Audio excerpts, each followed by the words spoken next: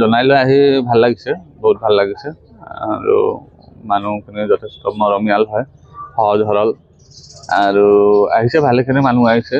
ইয়াৰ পৰা কিছু মানুহ গৈ ধেমাজিত লগাইছিল, লখিমপুৰত লগাইছিল, তেওঁলোকে ভাল ৰিজাল্ট পাইছে আৰু তেওঁলোকে সেই ইয়াতে যেতিয়া আহিলোঁ আৰু তেওঁলোকে ইফাল সিফাল মানুহ নিজৰ চাহ চিনাকি লৈ আহিছে আৰু সেইকাৰণে ভালেখিনি মানুহ হৈছে আজি। বিশেষকৈ বৰ্তমান সময়ত অসমৰ প্ৰেক্ষাপটত খুব চৰ্চিত বিষয় আৰু এইটো বুলি আপোনাৰ লগতে অনৈতিক ঘটনা ঘটি গৈছে, তাৰ পিছত আপুনি মনোবল ভাঙি দিয়া নাই। জোনাইত ৰাইজৰ সমাদৰ কেনেকুৱা পাইছে? ৰাইজৰ সমাদৰ সকলো ঠাইতে ভালেই আৰু কিছুমান ঠাইত বেছি ভাল লাগে মোৰ গৈ, য'ত মানে সহজ সৰল মানুহ থাকে সেই জেগাবিলাকত এনে সকলোৱে গৈ ভাল পায় আৰু আগতকৈ বেছি এইটো ঘটনাৰ পিছত আগতকৈ বেছি সমাদৰ বাঢ়িছেহে।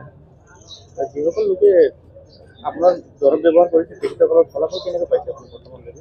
ফলাফল এতিয়া আমি যি আপোনালোকে অহাবাৰ গম পাই যাব জনাইত এইবাৰ লগাৰ পিছত, নেক্সট টাইম যেতিয়া আহোঁ আমি গম পাই যাব। এতিয়া বাকীবিলাক যিবিলাক ঠাইত লগালোঁ, ধেমাজিত লগাইছোঁ, প্ৰায় 80% মানুহৰ চুলি আহি গৈছে।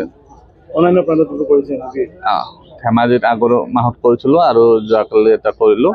যোৱাকালি আমি ফিডবেক লৈছিলোঁ, 80% মানুহৰ ওপৰত ফিডবেক ভাল আহি গৈছে ৰিজাল্ট, আৰু ইয়াতেও মানুহৰ ভাল ৰিজাল্ট আহিব। বহু বছৰ ধৰি আপুনি এই ক্ষেত্ৰত জড়িত হৈ আছে, যিহেতু ঘৰুৱা দৰৱৰ ক্ষেত্ৰত, যিহেতু প্ৰথমবাৰ আপুনি জোনাই আহিছে, জোনাইত শিবিৰ এটা অনুষ্ঠিত কৰিছে, ইয়াত আপোনালোকে অকল চুলি গজা অকল দৰৱ দিছেনে নে বেলেগ দৰৱ?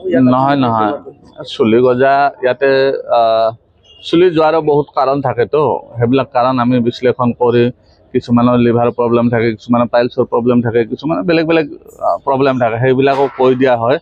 তাৰপিছত আৰু কাৰোবাৰ কিবা বেলেগ বেমাৰ আজাৰ থাকিলে মোক সোধে, ক'ব লাগিব অমুক আছে বা মোৰ ঘৰত অমুক আছে, তো তেনেকৈ সকলোৱে সোধে প্ৰায়বিলাকে, সেইবিলাকো কৈ দিব লগা হয় আৰু।